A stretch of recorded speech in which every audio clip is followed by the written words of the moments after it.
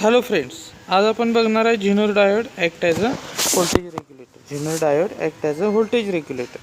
तर पूर्वी आपण बघायचं आहे रेग्युलेटर म्हणजे काय. रेग्युलेटर म्हणजे काय?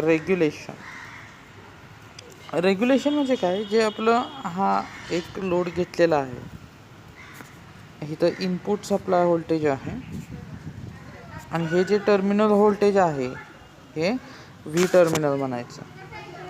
तर हा रेझिस्टन्स आर असेल, हा लोड असेल, हा काय आपला लोड आहे. तर व्होल्टेज रेग्युलेशन म्हणजे काय, हे जे इनपुट साईड व्हेरी केल्यानंतर सुद्धा आउटपुट साईडचे जे टर्मिनल व्होल्टेज आहे ते काय राहिलं पाहिजे, कॉन्स्टंट राहिलं पाहिजे. हे टर्मिनल व्होल्टेज काय राहिलं पाहिजे, कॉन्स्टंट राहिलं पाहिजे. त्याला काय म्हटलं जातं, रेग्युलेशन म्हटलं जातं. तर आता ते कसं ॲक्ट होतं तर पाहूया आपण. हे बघा, need of regulation to protect the load. Zener diode is connected in parallel to the load RL in reverse fashion. हे पहा,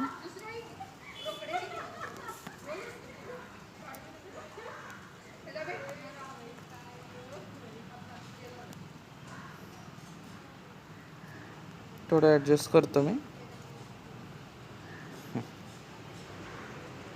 हे बघा, नीड ऑफ रेग्युलेशन काय आहे, to protect the load. Zener diode is connected in parallel to the load R L in reverse fashion. आता हा जो झिनर diode आहे हा कसा कनेक्ट केलेला आहे, रिव्हर्स फॅशनमध्ये. म्हणजे ह्याचा पी भाग इकडं आहे आणि एन भाग इकडं आहे आणि हे आर एल काय आहे, हा आहे तो लोड आहे, हा लोड आहे.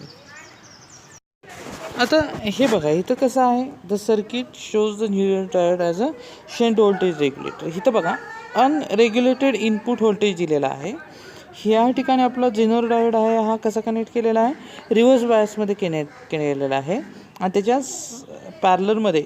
शंट म्हणजे काय, एक लक्षात ठेवा, शंट म्हणजे काय असतं नेहमी, शंट इज नथिंग बट पॅरलरमध्ये झिनर डायोडचा लोड कनेक्ट केलेला आहे. ही फिगर तुम्ही ड्रॉ करून घ्या, ही व्यवस्थित फिगर ड्रॉ करून घ्या. जर फिगर जर समजत असेल तुम्हाला तर बऱ्याचशाच गोष्टी समजून येतील.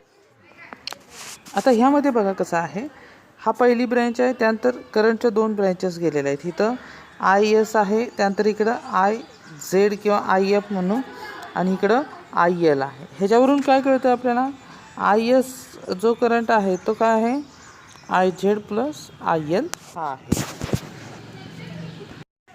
आता ह्यामध्ये बघा, the current through the diode I Z, current through the series resistance I S and current through the load resistance I L. हे ह्याचं कन्स्ट्रक्शन दिलेलं आहे. म्हणजे आय एस म्हणजे काय, current through the diode I Z, current through the series resistor I S. आता हा series resistor का लावलेला आहे, हे सेरीज रेजिस्टरचं फंक्शन काय, to protect or to control current, to control the current in zener diode region. हा सुद्धा पॉईंट तुम्ही तुमच्या कॉपीमध्ये नोट डाऊन करून घ्या. To control the current in zener diode region, to control the current in zener diode region. आता याचं working बघा कसं आहे. As when input voltage increases, input current I S is also increases. आपल्याला माहीत आहे ओम्सला, V is directly proportional to I S. म्हणजे व्होल्टेज इन्क्रीज झालं तर करंट इन्क्रीज होणार आहे. This increase the current through the zener diode I Z without affecting the load current I L. म्हणजे current I S through the without affecting the load current I L आहे. With the increase in input current, voltage drop across RS will also increases, thereby keeping the load voltage VZ is constant. V0 is constant. म्हणजे काय, with increase the input current, voltage drop across resistor is also increases. म्हणजे जरी voltage वाढलं, बघा ह्या ठिकाणी बघा,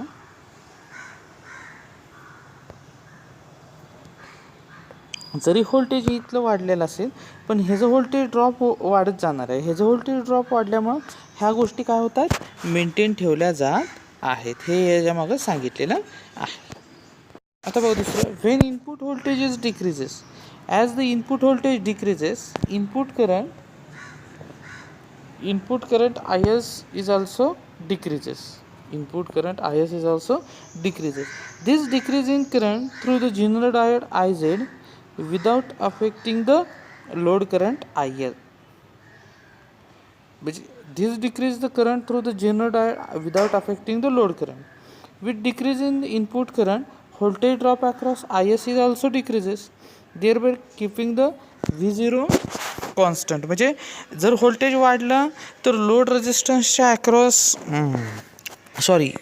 R एसच्या अक्रॉसचा ड्रॉपसुद्धा काय होतो, वाढतो आहे. त्यामुळं काय होतं, जे वाढलेलं आहे ते कंपेन्सेट केलं जातं आणि ज्यावेळी लोड रेजिस्टन्स कमी होणार आहे त्यावेळी तिथला ड्रॉप पण कमी होणार आहे. त्यामुळं ते काय केलं जातं, मेंटेन ठेवलं जातं. म्हणजे आर एसच्या अक्रॉसचा ड्रॉप काय केला जातो, मेंटेन केला जातो. ह्या गोष्टीमुळं काय होतं आहे, म्हणजे वाढलं तर तिकडचा ड्रॉप पण वाढत आहे आणि कमी झाला तर तिकडचा ड्रॉप पण कमी होत आहे. म्हणून ह्या गोष्टीमुळं काय होतं, तर आउटपुट व्होल्टेज काय राहतं, आपलं कॉन्स्टंट राहत आहे.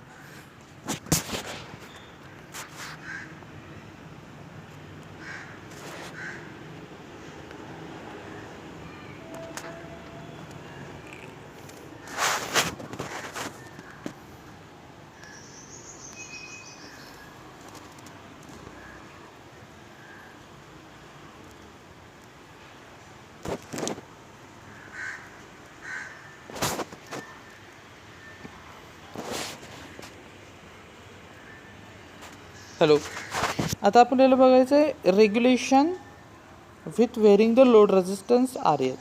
Regulation with varying the load resistance R L म्हणजे आर एल व्हेरी केल्यानंतर काय होणार आहे, हे इथं व्हेरी केल्यानंतर काय होणार आहे. ही डायग्राम तुमच्या कॉपीमध्ये नोट डाऊन करून घ्या. आता ह्यात कंडिशन काय, वेन आर एल इन्क्रीजेस. आता बघा, as the load resistance increases current I L decreases. म्हणजे इथला आर एल जर इन्क्रीज झाला तर त्यातलं जाणारा करंट काय होणार आहे, कमी होणार आहे. दिस इन्क्रीज द करंट आणि त्याच्यामुळे काय होणार आहे, जनरल डायोडमधनं करंट जास्त फ्लो होणार आहे. त्याच्यामुळे काय होणार आहे, हो का, इथनं जाणारा जर करंट कमी झाला तर राहिलेलं करंट कुठनं जाणार, इथनंच जाणार ना, म्हणजे या जनरल डायोडमधूनच जाणार. त्यामुळे काय होणार आहे, this increase the current through the zener diode. Zener डायोडमधून जाणारा करंट काय होणार आहे, वाढणार आहे. As a result of this input current I S and voltage drop across R S remains constant. त्यामुळे काय होणार आहे, आय एस आणि व्होल्टेज ड्रॉप अक्रॉस रजिस्टर काय होणार आहे, कॉन्स्टंट राहणार आहे. त्याच्यामुळं लोड व्होल्टेज काय राहणार आहे, तर थ्रू आउट कॉन्स्टंट राहणार आहे.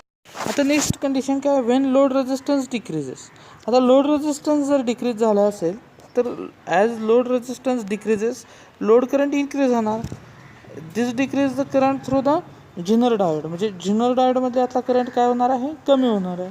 As a result of this input current I S and voltage drop across R S remains constant, thereby keeping the load voltage constant. Load voltage काय केला जातो, त्याच्यामुळे कॉन्स्टंट ठेवला जातो. ह्या अशा पद्धतीनं जनरल डायोड काय करतं, act as a voltage regulator.